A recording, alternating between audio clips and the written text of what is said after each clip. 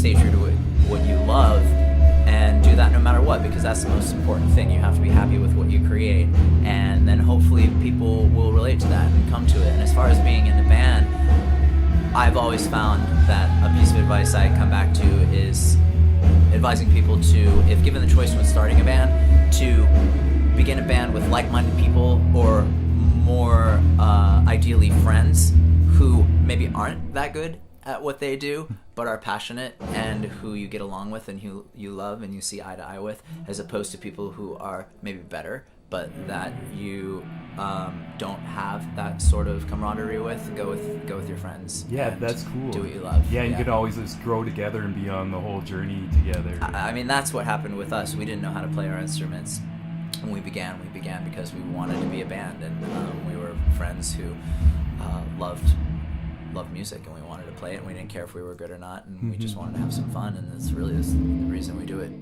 Our artistic evolution is something that's been very organic. It's not a conscious decision when we sit down to write one thing or another. We just let the music take us where it takes us, and as we find inspiration in what we're creating, we follow that. And when we found ourselves creating things that are too similar to what we've done in the past, we tend to shy away from it because it's less interesting and it's less inspiring, because it's something that we've already created, it's something that we've already done.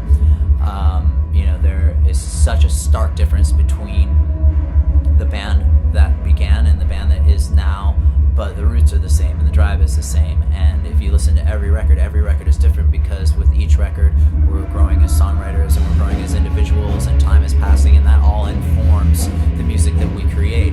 And if you go back to the early 7-inches and the first record and the second record, and to some extent the third record, you're looking at actually an entirely different band. I mean, not entirely, but a band that's 50% different people than it is now.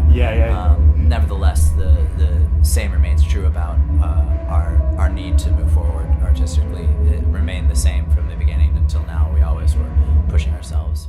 In the middle of the writing process, which we spent about a year doing, I noticed that the word blood was reoccurring over and over again in the lyrics that I was writing during that process. And we wrote about 60 songs or so. And when we finally distilled the songs down to what you see on the Blood record, what you hear on the Blood record now, it seemed that it would be a good idea to name the album Blood, to refer to the record as the Blood record, because thematically that word really ties in what's happening lyrically on the record. There are themes of connection and misperceptions of connection and identity and deconstruction, and blood is evocative of those themes in many different ways. Yeah. The shows, honestly, on this tour so far have been some of the best AFI shows we've ever played. It's just phenomenal. When we go out, we've been, as always, we play songs from many different eras of our lifetime as a band, and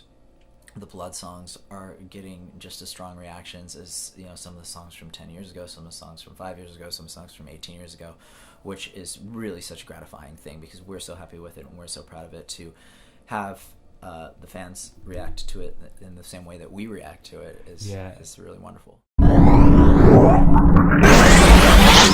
What do I think life is? What a cruel joke life is. Life is a chaotic, cruel accident. That's what life is.